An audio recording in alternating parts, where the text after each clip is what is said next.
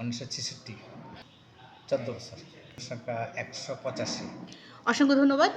Viewers, আমরা কথা বলছি মঠখোলা বালিকা উচ্চ বিদ্যালয়ের মাননীয় প্রধান শিক্ষক মোহাম্মদ নজরুল ইসলাম স্যারের সঙ্গে। স্যার, আপনার কাছে আমি এখন জানতে চাইব, এই বিদ্যালয় থেকে আপনি 2014 সালে আপনি যোগদান করেন। না, 2012 সালে 11 জুলাই। জি, এই যে এতটা বছর আপনি এই বিদ্যালয়ের প্রধান শিক্ষক হিসাবে আছেন, সেক্ষেত্রে আপনার অনুভূতিটা কেমন লাগে? আমি তো পূর্ব ছিল হাওড়া এলাকা। আচ্ছা। হাওড়া এলাকা তো সবচেয়ে বড় যোগাযোগ বিচ্ছিন্ন। জি। সারাদিন একটা ট্রলার, ওইদিন যেতে না পারলে। আচ্ছা। এরপর আস্তে আস্তে পরিবর্তন হয়েছে, কিন্তু এখন এখানে তো নিজের বাড়ির এলাকা, নিজ এলাকা, যেহেতু নিজ উপজেলা। জি। এটা তো এই কি বলবো, আল্লাহর কাছে শুকরিয়া। জি, অসংখ্য ধন্যবাদ। নিজ এলাকা আসতে পারছি। জি। স্যার, আমি আপনার কাছে জানতে চাচ্ছি যে মঠখোলা বালিকা উচ্চ বিদ্যালয়ে 2025 সালে যারা এসএসসিতে অংশগ্রহণ করেছিল, কতজন অংশগ্রহণ করেছিল? 25 জন অংশগ্রহণ করছে, 14 জন পাস করেছে। আচ্ছা, জিপিএ কি পেয়েছিল এবার? জিপিএ না, 5 পায় না, কাছাকাছি। আচ্ছা স্যার, আমি একটু জানতে চাচ্ছি 2026 সালে আপনারা ভালো একটা রেজাল্ট তৈরি করার জন্য বা শতভাগ পাস আবার আগের রেজাল্ট ফিরে পাওয়ার জন্য কি কি করছেন? আমি 14 বছরে আসার পরে এই 2025-এর রেজাল্টটা সবচেয়ে খারাপ। কারণ কেন খারাপ এটাও আমি খুঁজে পাই না। এর জন্য কিছুটা দায়ী, কারণ আমাদের তো ব্যাচটা একটু দুর্বল ছিল। হ্যাঁ, এটা হচ্ছে যে করোনার ব্যাচ ছিল। ওদেরকে আমরা এই পুরোপুরি কন্ট্রোল করতে এই বছর আমি আশা করি শতভাগ রেজাল্ট হবে। স্যার, একটা ভালো রেজাল্টের জন্য ছাত্র, শিক্ষক, অভিভাবকের কি কি ভূমিকা থাকা উচিত বলে আপনি? আমি তো অলরেডি অভিভাবক নিয়ে কথা বলছি বাচ্চাদের জন্য, যেহেতু আরো সামনে 3 মাসের উপর সময় আছে। আর আমার স্যারদেরকে গতকালকে নির্দেশনা দিয়েছি ওদেরকে নিয়ে অতিরিক্ত ক্লাস করার জন্য। আচ্ছা, এটা গতকালকে সিদ্ধান্ত, এটা আগামী সপ্তাহে শুরু হবে ক্লাসটা। আর এই অতিরিক্ত ক্লাসের জন্য কি তাদের কাছে কোনো ফি নেওয়া হবে না? এটা সম্পূর্ণ স্কুল কমিটি। আমার রেজাল্টের জন্য, গত বছর রেজাল্ট খারাপ হওয়াতে এবছর রেজাল্ট ভালো করতে হবে, এই জন্য শুধু এই নির্দেশনা। তো তাদেরকে যে এক্সট্রা ক্লাস নেওয়া হবে, সেটা কি মানে ক্লাসের পরে না কি ক্লাসের আগে? ক্লাসের ভিতরে। আমার তো রুম আছে, টিচার আছে, আমার অলরেডি 13 জন টিচার। তো ক্লাস তো মত 5টা। না, এটা কি ছুটির পরে নিচ্ছেন? না, ছুটির আগে নেওয়া হচ্ছে। ক্লাস টাইমে চলবে। আচ্ছা, অসংখ্য ধন্যবাদ স্যার। আমি আপনার কাছে একটু জানতে চাইব যে পড়াশোনার পাশাপাশি মঠখোলা বালিকা উচ্চ বিদ্যালয় কো অ্যাক্টিভিটিস কারিকুলামে কত দূরে গিয়েছে? কো অ্যাক্টিভিটিস কারিকুলামে এটা বলতেই হয় যে আমি এই গত বছর বা এর আগের বছর, চলতি বছর আমি অংশগ্রহণ করি নাই, যে শীতকালীন যে খেলাধুলা উপজেলা পর্যায়ে, জাতীয় পর্যায়ে। আচ্ছা। আমি পাকুন্দ উপজেলাতে আমার কিন্তু প্রতি বছরই চ্যাম্পিয়ন প্রাইজ আমার স্কুল আসে। ওকে, ফাইন। আর নৃত্যে গত বছর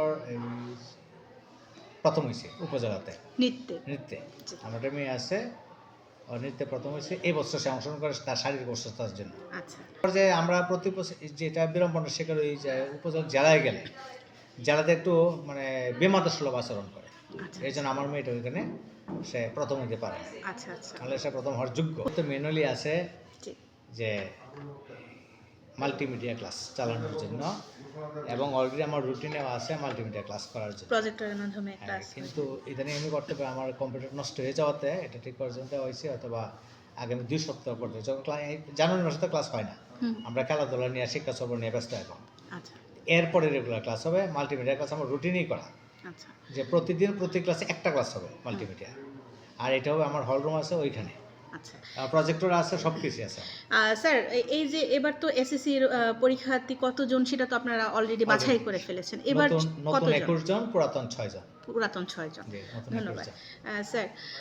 ডিজিটাল বাংলাদেশের সাথে তাল মিলিয়ে আমাদের দেশ যেভাবে এগিয়ে যাচ্ছে, আমরা জানি বিজ্ঞান আমাদের জন্য আশীর্বাদ। এটা যদি সঠিক ব্যবহার না হয় তাহলে সেটা আমাদের জন্য অভিশাপ। এই অভিশাপটা হচ্ছে বাচ্চারা অ্যান্ড্রয়েড সেটের প্রতি খুবই আকর্ষণ হয়ে যাচ্ছে, অ্যাজ লাইক একটা আসক্ত, যেটাকে আপনার ছাত্রীদেরকে অ্যান্ড্রয়েড সেট থেকে বেঁচে থাকার জন্য আপনি প্রধান শিক্ষক হিসেবে কি ভূমিকা পালন করছেন? আমার ভূমিকা, আমি তো সপ্তাহে একদিন অভিযান চালাই, যে কেউ ফোন সাথে নিয়ে আসে। চিরুনি অভিযান। হ্যাঁ, এটা আমার তো মহিলা আছে 3 জন টিচার, কর্মচারী আছে 2 জন। ওদের আমি থাকবো না, আমার মহিলা টিচার থাকবে। আর আমার মহিলা টিচার এই বিষয়ে খুবই সতর্ক, খুবই সচেতন, খুবই অ্যাক্টিভ। এটা ওদেরকে ধন্যবাদ দিতে হয়, কাজে আমার এখানে মোবাইল ব্যবহার করার কোনো সুযোগ নাই। আর দেখছেন আমার তো নিরাপত্তার অভাব না, আমি এটা লক করে দিলে সব শেষ। বাইরে যাওয়ার সুযোগ নাই, কথা বলার সুযোগ নাই, কাছে কথা বলবে কোথায়, যেহেতু এটা একটা বালিকা বিদ্যালয়। আমার সরকার সেভাবেই এই ভবনটা কাঠামোটা ওরকমভাবে করে দিয়েছে। ধন্যবাদ স্যার। নারী শিক্ষাকে সামনে এগিয়ে নিয়ে যাওয়ার জন্য বাল্য বিবাহকে প্রতিরোধ করা আমাদের দরকার। এই বাল্য বিবাহকে কিভাবে প্রতিরোধ করছেন আপনি? এটা তো আপনাকে কি বলবো, বিগত এই অনুষ্ঠান থাকলে তো ওনাকে জিজ্ঞেস করতে আমার ভূমিকাটা কত কঠিন। আচ্ছা এখানে কোনো ছাড় নাই। আচ্ছা আমি প্রথম করি, আমি যতটুকু পারি নিয়ন্ত্রণ না করতে বলে চেয়ারম্যান সাহেব আছে, চেয়ারম্যান সাহেবের মাধ্যমে অনুষ্ঠান একে কঠিন অবস্থা, মানে জিরো টলারেন্স। না এখানে কোনো সুযোগ নাই। তারপরে যে দু একটা হয় না এরকম না, এটা হলো আমার অগোচরে, যেমন বাড়িতে না রেখে নানির বাড়ি, খালার বাড়ি, বোনের বাড়ি, ওইখানে বিয়ে দেয়। আমরা মাস 3 মাস পরে যেন বিয়ে হয়ে গেছে। বিয়ে হয়ে গেছে, তখন তো তবে সেটা আমার কিছু এখানে একটা করার জিনিস, থাকে বিয়ে না। হয়ে গেলে আমি আমার স্কুলে আসার সুযোগ নাই, সুযোগ নেই। তবে পরীক্ষা দেওয়ার সুযোগ আছে, আচ্ছা, ক্লাস করার সুযোগ ক্লাস নেই। করার সুযোগ কারণ নেই। এই লেখাপড়া তো মৌলিক অধিকার। হ্যাঁ কিন্তু এই যে বিবাহিত অবিবাহিত আমি একসাথে বসতে দেবো না, না। এটাতে তার একটু- আমার নির্দেশ হ্যাঁ। একটাই যে বিয়ে তোমার হয়ে গেছে, অসুবিধা নাই, পরিবেশটা নষ্ট হবে তুমি বা ক্লাস তোমার- করতে পারবো না, পরীক্ষা দিতে পারবো। এই নিয়ে আমার কয়েকবার খুব কঠিন অবস্থানে পড়তে হয়েছে, কেন তাকে ক্লাস করার সুযোগ দিব না। তাই এটা তো এই যে পরে বলছি এই অনুসারে এটা বুঝিয়ে বলার বলছে পরে, যে হ্যাঁ। তাহলে ওর তো বাপ মা সহ ধরাই নিয়ে আসা দরকার, কেন বাল্য বিবাহ দিল, হ্যাঁ ঠিক আছে। এখানে আমার কোনো সার নাই, জি। আর ইফটিজিং এর কোনো সুযোগ নাই।